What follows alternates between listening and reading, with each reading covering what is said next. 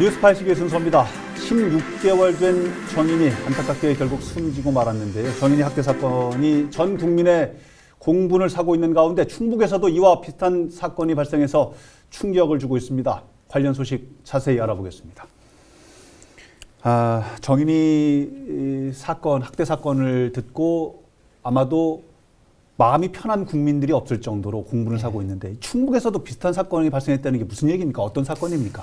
네, 첫 소식부터 안타까운 소식을 전해드리게 돼서 좀 마음이 불편한 상황인데요. 이 가해자는 청주시에 거주하는 한 30대 여성입니다. 이 딸아이가 자신의 친딸아이가 동생을 제대로 돌보지 못했다는 이유로 이 친딸의 얼굴을 발로 차는 등 2014년 7월부터 2019년 8월까지 9차례에 걸쳐서 이 신체적, 정신적 학대를 한 혐의로 기소된 사건입니다. 자신의 친딸을 향해서 그 동생을 제대로 보살피지 못했다라는 이유로 딸을 학대했다. 친딸을 학대한 거고 2014년부터 19년까지 구체적으로 어떤 식으로 학대를 했는지 내용도 좀 알 수 있을까요?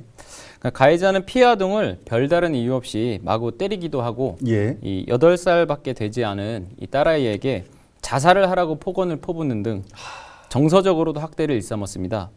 게다가 또 가해자는 11시간 동안 피해 아동을 방에 가두고 음식을 주지 않았던 것으로 조사됐습니다. 지금 변호사님 말씀을 들으면서 머릿속으로 그림을 그려보는데 잘 상상이 되지가 않습니다. 8살짜리 딸 아이를 자살을 해라 라고 폭언을 하고 11시간 동안 음식물을 주지 않고 방에 가두고 그것도 친딸에게 이럴 수가 있을까요? 징역형의 실형을 선고받았다는데 어떤 내용입니까? 네, 가해자는 아동복지법 위반 혐의로 재판에 넘겨졌고요. 이 재판에서 징역 1년의 집행유예 2년이 선고되었는데요. 이와 함께 40시간의 아동학대 재범 예방 강의 수강과 3년간 아동기관 취업 제한 명령을 받게 되었습니다. 이게 실제로 구속되는 거는 아닌 거잖아요. 예, 징역형이 선고되긴 했는데 징역형의 집행유예가 선고된 거죠. 집행유예이기 때문에 유예 기간 동안에 동종 범죄나 특별한 사안이 없다 그런다 그러면은 일단 감옥에 들어가는 건 아닌 걸로. 맞습니다. 이게 적정한 처벌인지 조금 의아하긴 합니다. 그런가 하면 지난해 4월 얘기 같던데 그 여자친구의 그러니까 21개월 된 딸을 또 폭행한 20대 남자친구인 모양인데 이 경우도 실형을 선고받던 사례가 있었네요. 네, 이 가해자는 자신의 집에서 이 여자친구의 생후 21개월 된 여자아이의 얼굴을 폭행하는 등 이 상해를 입힌 혐의로 재판을 받게 되었는데요. 이 가해자는 아동학대 처벌법 위반 혐의로 구속 기소되어서 징역 1년 6개월을 선고받게 되었습니다. 징역형을 선고받았군요. 1년 6개월. 21개월 된 아이면 사실 굉장히 어린 얼굴을 어떻게 폭행을 하고 생각이 잘 들질 않는데 이런 일들이 좀 비일비재하게 지역에 있는 모양인데. 그리고 뿐만 아니라 이 가해자의 여자친구죠. 그러니까 21개월 된 여아의 친엄마. 엄마 같은 경우도 아이에게 적절한 보호 조치를 했어야 하는데 이러한 보호 조치를 하지 않은 것으로 아동복지법 위반 혐의로 기소되었고요. 이 친모도 징역 6월에 집행유예 2년을 선고받았습니다. 징역 6월에 집행유예 2년, 남자친구는 1년 6개월의 실형을 받은 거고. 이게 참 걱정입니다. 정인이 사건을 전 국민이 언론을 통해서 확인하면서 그야말로 공분을 사고 있는데 우리 지역에서도 이런 비슷한 사례들이 계속해서 이렇게 좀 소개가 되고 있어서 처음에 말씀처럼 마음이 좀 무거운데요. 얼마나 우리 지역에 이런 사건들이 일어나고 있는 겁니까? 충북 지역에서 발생하는 아동학대 사건이 말씀하신 것처럼 이렇게 해마다 증가되는 추세인데요.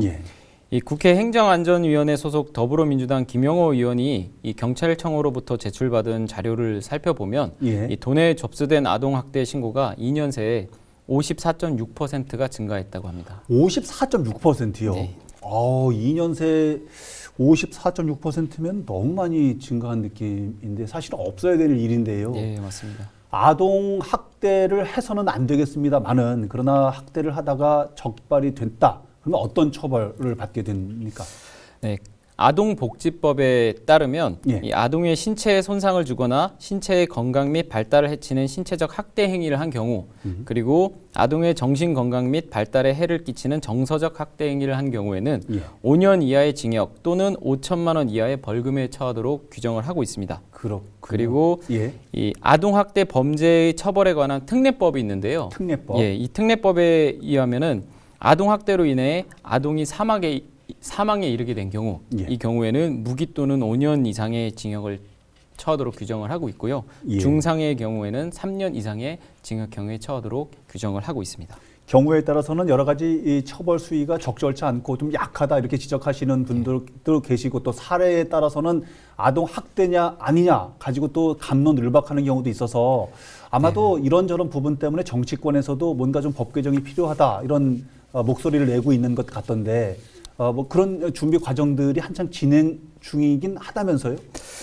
네, 최근에 이 정의나 미안해 캠페인이라고 혹시 들어보셨나요? 들어봤습니다. 일부 연예인들이나 이제 정치인들이 이 정의나 미안해 캠페인에 이 동참해서 애도를 표하고 있는데요. 예. 최근 여야 국회의원들도 이 아동 학대 행위자 처벌을 강화하고 이 아동 보호에 대한 사각지대를 최소화하기 아하. 위해서 예. 관련 입법을 정비하겠다고 나서는 상황입니다. 그렇군요. 예, 이에 관해서 국회 보건복지위원회 소속 권칠승 더불어민주당 의원은 이 학대 가정을 주기적으로 방문해서 예. 이 사후 관리 규정을 구체화하자라는 내용의 일부 개정안을 발의했는데요. 예. 이 아동 학대의 경우에 처벌도 처벌이지만 그렇죠. 아동 학대 가해자가 이 피해 아동의 부모님이거나 이 보호자인 경우가 있잖아요.